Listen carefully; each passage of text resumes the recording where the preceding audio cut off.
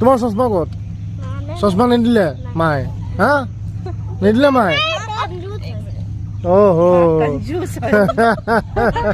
ৱাহ।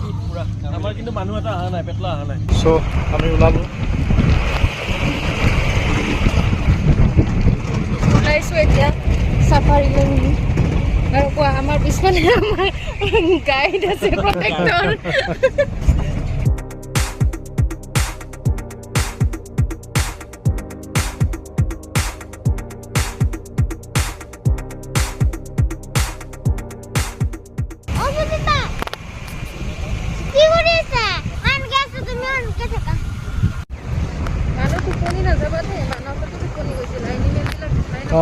তো আমাৰ এতিয়া গেটত এণ্ট্ৰি হৈ গ'ল কাজিৰঙাত আৰু আমি জাৰ্ণি ষ্টাৰ্ট কৰিছোঁ। আমাৰ 3টা গ্ৰুপ, 3খন গাড়ী লৈছোঁ আমি।